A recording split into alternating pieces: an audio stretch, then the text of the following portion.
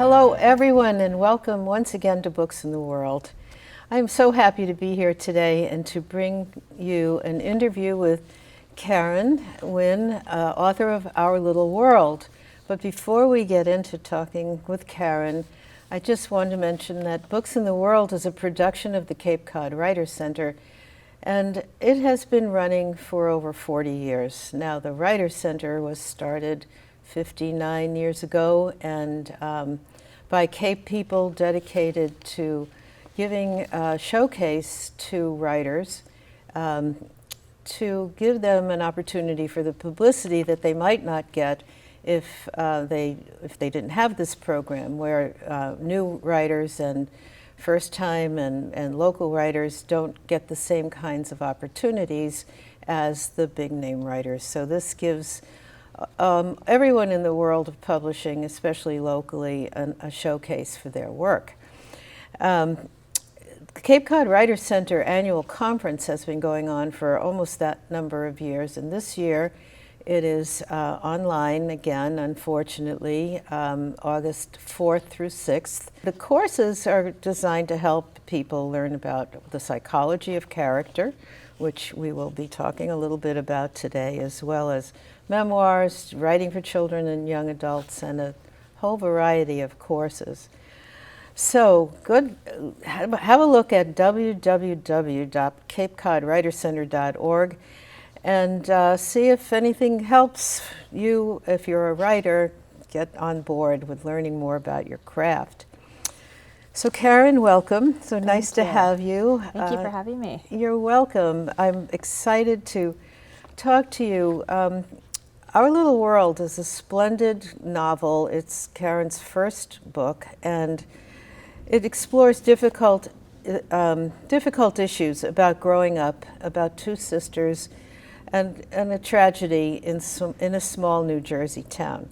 Now, if I get enthusiastic, I have to tell you that Karen, first of all, has a blurb on the cover from Ellen Hilderbrand, who is one of our most popular authors, and another one that I just want to read you that I loved this, and I can't believe what an author must feel like when you get this kind of a comment. How about this? Wow, wow, wow. I was utterly transported by this intriguing novel. Set against a colorful 1980s backdrop, this coming-of-age story will have you flying through the pages as it explores that most complicated of all relationships, sisterhood. Several times I had to remind myself to breathe. With tragedy, secrets, and twists and turns, this book will have you captivated from the first page. And that is from Sally Hepworth, the New York Times best-selling author of The Good Sister. Well, how did you feel when you saw that? Great. Great. Yeah, no, it was such a wonderful blurb to get from such a wonderful author. Yeah. Well, you have over, I think, 1,000 ratings on Goodreads and over 200 on Amazon. And the things that they say most frequently is that they couldn't put the book down, and that it was a first novel. So we're going to talk about plot, about not being able to put the book down, but we're also going to talk about craft and how you managed to get this book published as your first novel. Great. So, okay, so first tell us a little bit about the story. Sure. So Our Little World, it's set in the 1980s in this small, idyllic town called Hammond, and it centers on these two sisters, Bee and her younger sister Audrina, and Bee's a rising 7th grader, and it really follows their relationship through a tragedy in their town. So this family moves from Boston to this town of Hammond. It's cute Max Baker and his little sister Sally, and they are swimming at the local lake one day, and Sally goes missing. And essentially the story examines the aftermath of this tragedy in terms of Bee and her relationship with her sister, as well as their family dynamics, as well as the town and their neighborhood. So you decide to tell us on the first pages that 2 deaths have occurred. So pick it up from there. Why did you decide to do that? So you learn in the first couple of pages that there are 2 deaths, that both Sally, who goes missing, does end up dead, and that Bee's own sister, Audrina, also dies. And the story, takes you basically through those 2 deaths. And I decided to reveal that. So it's an older narrator. Bee's an older person looking back in time, telling this story, and there's a reason why she's telling it now.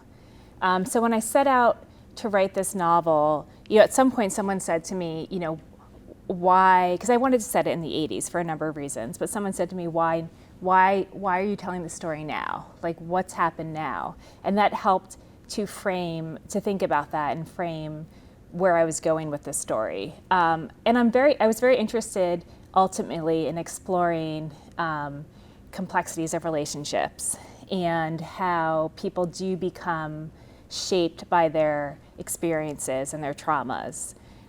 So putting it in that lens, starting from a future point in time and then telling it, got me to where I wanted to be. Okay. Well, I neglected to mention earlier that you are also you have a doctoral degree in nursing, and you work full-time as a nurse. Is that true? Or I work part-time. Part-time.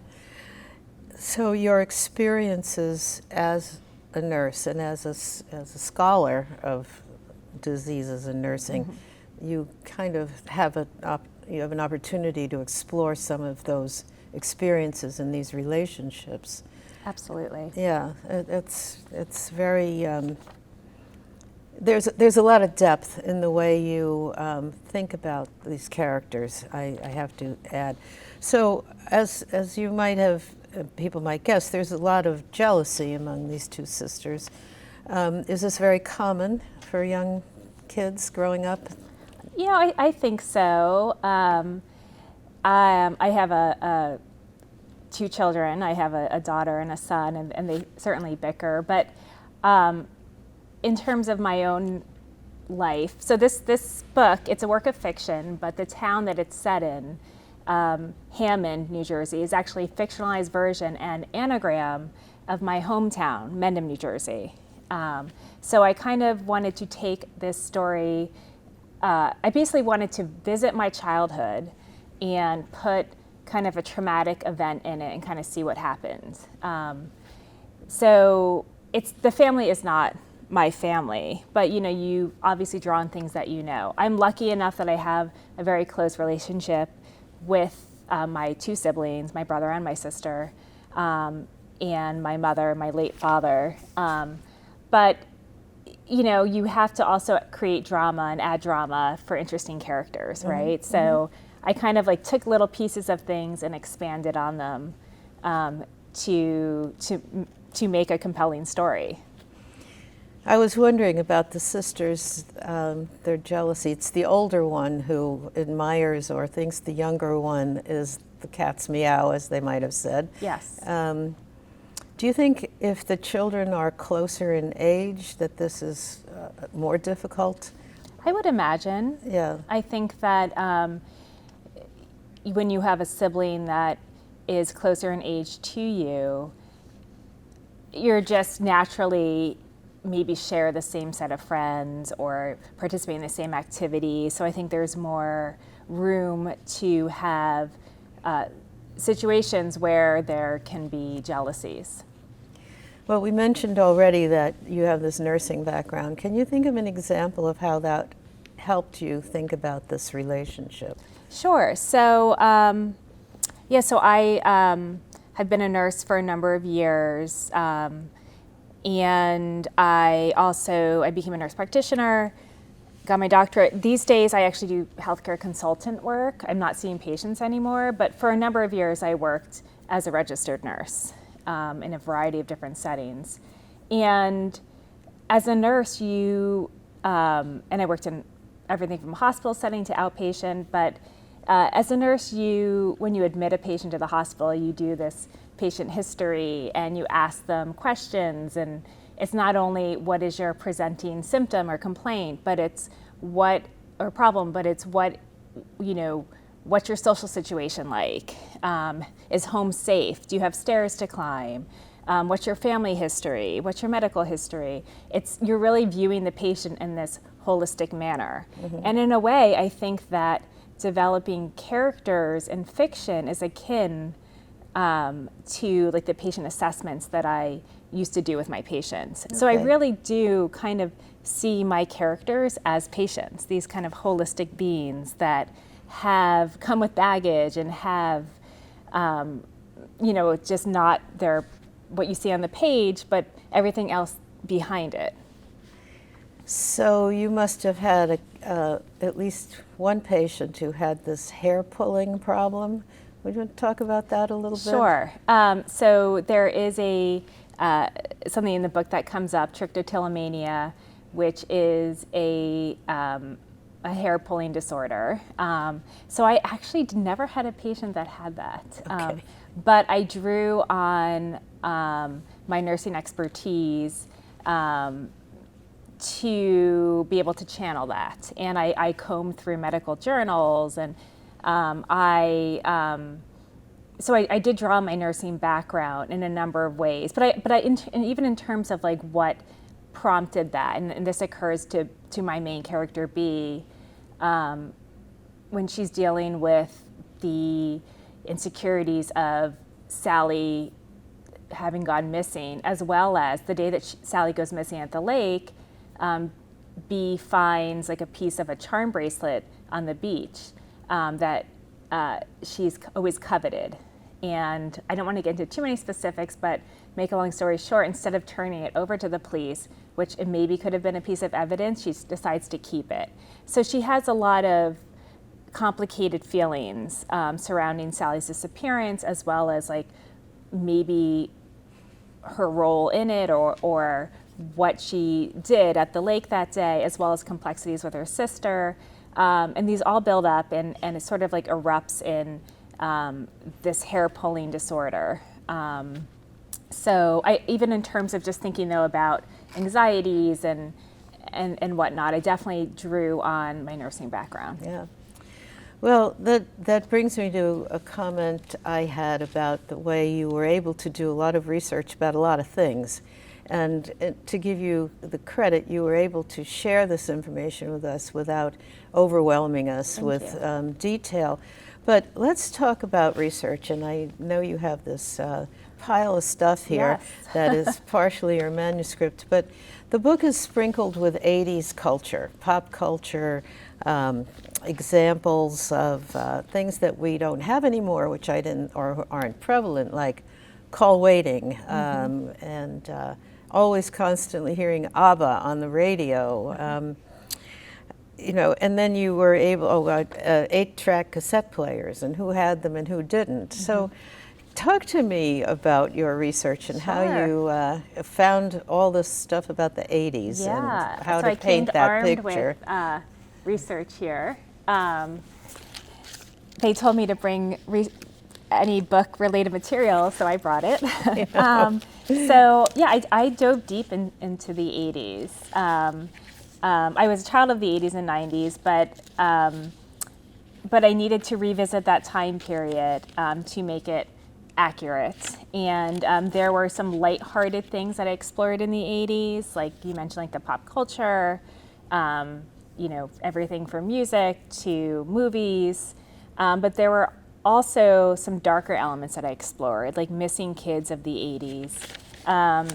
I relied on this Investigator's Guide to Missing Child Cases. That was, this is from 1987. It was actually the second edition. I could never find the first one, but I did find this one because one of the reasons why I said it in the 80s was, really twofold. First of all, I liked that there wasn't the internet really and the social media, so I could kind of control the suspense in the book. I liked that the way that the kids learned about information, for instance, relating to Sally, was through eavesdropping on their parents' conversation and kind of old school phone gossip. And so it was, I could really control the environment and kind of slow it down. And the other reason why was that it was a really interesting time in terms of missing kids in the 80s. So Really? it was there were stranger danger. There were these high profile missing kids cases that people were reading about, like Adam Walsh and Eaton Pats, and they were just rolling out in the early 80s with a national database to even register when a kid went missing. But prior to then, there was no way of tracking missing kids. Like there was no number to call, no system. Like kids just went missing. They had no idea how many numbers of kids went missing each year. But because of these kind of high-profile cases, there was legislation. There was the Missing Children's Act in the early 80s. And in 1984, they rolled out with the Missing Kids on the Milk Cartons program. Okay, yeah. So my novel begins in 1985. And so all of this is like relatively nascent. And I think that the local police still wouldn't necessarily have known how to handle a missing kids case. They were kind of lax. FBI rarely got involved, so I wanted to capitalize on that. So I'm just going to grab this book here. Yes. This is The Better Homes and Gardens, Your Walls and Ceilings. So what you just described is pretty horrific and Yes. heavy. Yes. But you also have all kinds of descriptions of the environment that people lived in and all Yes. that. So, you know, you really did it, and I don't think we're going to have time to go into you showing me your timeline of all Yes. the different months in the Yes. 80s. I really wanted to talk to you about the fact that this is a first novel that has gotten these two-pronged raves. One is, it's a first novel, it's a first novel, it's a first novel, and the other is that it is not unputdownable, if that's a word.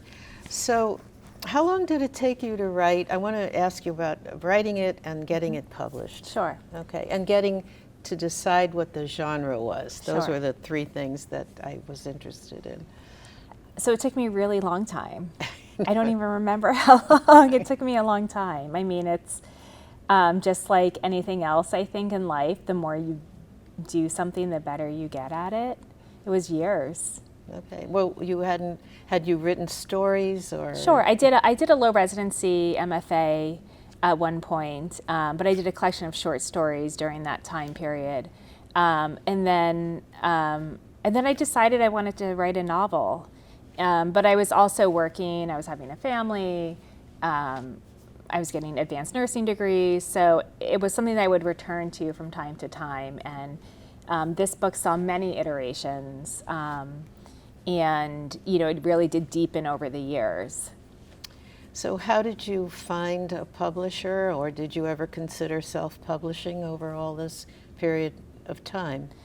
So I've been in a local writing group in Boston since 2009, actually. We continue to meet monthly, and it's pretty amazing that has withstood all this time. So I've always loved writing and have just stuck with it. And when the time came, when I was starting to think about querying agents, I attended the Grub Street's Muse in the Marketplace conference, which is that writing conference. Right. And I had done the option where I could meet with an agent, which they offer each year. You can select to meet with an agent and send them your work in advance. So I met in person with my now agent, Stacy Testa of Writer's House. And it was premature. My book was not ready, but my beginning was good, and I didn't want to miss the opportunity because I just thought that she was a great match for me. So I met with her, and she said to me she liked it and send it to her when I'm done. So I think it was about 18 months later that I felt like I could finally send it to her, and I did, and she offered me representation, and We went on submission. We went on submission initially. We did a revision together because she's a hands-on agent, and then we went on submission just to like a few editors, and we had gotten some feedback from them. So we kind of pulled the manuscript from we'd sent out to a handful and pulled it from the rest, did another revision together, and then sent it out again.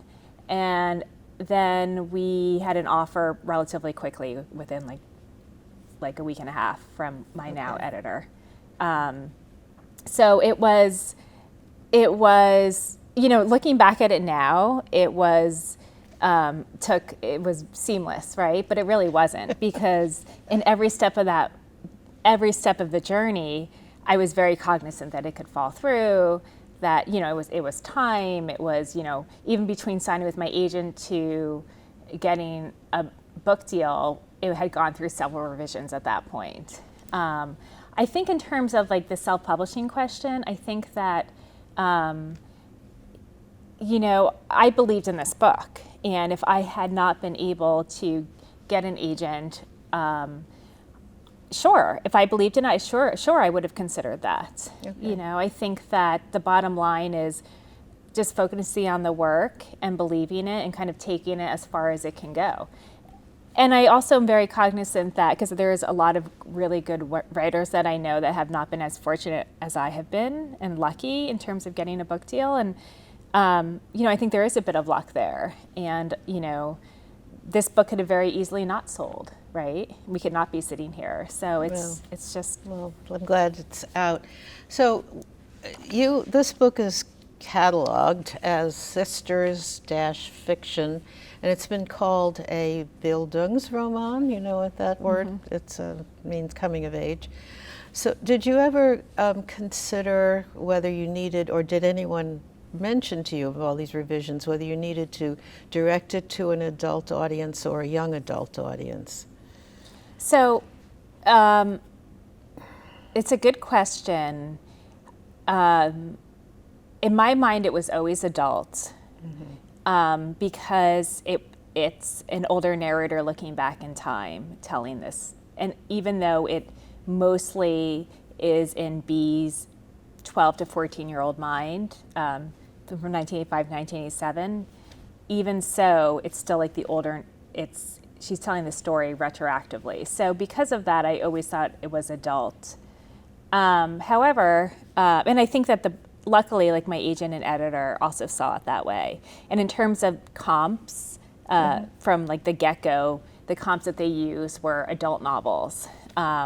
But it's almost been like a little surprise for me to find out that it could be considered young adult too, or that some people might. Right. And I don't not welcome that. If anything, I love the idea that it could reach more audiences. Well, what made me think of it is that the moral quandaries that your main character goes through are what young adults go through, and their relationships with their parents. And so I thought, I wonder if I was, my grandkid reading this, how I would respond, whether I would learn the way your character learns from what she went through. So actually, I think somewhere in my research it said that some of the readers, a good 24 of them on Goodreads, suggested that it might be young adults. So what do you think about whether you would recommend it, or whether a librarian or a teacher should recommend it to a kid? Yeah, I think it would be, I do think that it would be suitable for a high schooler. My niece is entering 8th grade, and my sister just let her read it. Okay. My grandkid is entering 8th grade. Yeah. I also think that depending on the maturity level of the child. Did you get any feedback yet? Yeah, she called me. It was very cute. She called me to tell me she loved it, and no spoilers, but she didn't see the end coming. And yeah, I think that it's there are some very heavy subject matter. She said it made her cry. Okay. But I think it depends on the maturity level. As usual. Yeah. That category young adult ranges from like 13 to 18. Right, and, which is a big range. It's a big range. Yeah. Yeah. Well, since I was a librarian and do have these grandkids this age, I was really interested in that idea. So we only have a few minutes left, but I wanted to mention that you have a great pre-publicity package. Your website is completely robust. Thank you. And you have questions for book clubs. It's like the whole job. And can people write to you for that material? Or, well, most of it's online, right? It's mostly Yes. in your website? Yep, KarenLWinn.com. Yeah. We have, my publisher and I put together a book club kit. It does have some spoilers in it. It's actually Karen L. Winn. It does have some spoilers in it, so you shouldn't look at it until you've read it. But and it talks about some inspiration for the book, and I show pictures of my hometown. All right. So what's next? What's next? I'm working on my next novel now, which feels so good to be back in the writing trenches. Okay. And similar to Our Little World, it is a story about complex relationships that unravel and secrets that become revealed. This one is set in present-day Boston, and it revolves around 3 women friends. I can sense some jealousy and For sure. competitiveness coming in there. Yes. Well, we are so happy to have met you. I am delighted to have read your book. I wish Thank you you, every Madeline. bit of good luck and continued time to write so that you can put out some more good stories for people. Again, you want to look up Karen's website, www.karenlwinn.com. And do join us at the Cape Cod Writers Center Annual Conference, where you can hone your craft if you're interested in writing your book. So thank you so much for coming, and we'll see you next time. Thank you so much for having me. You're welcome. It's been a pleasure.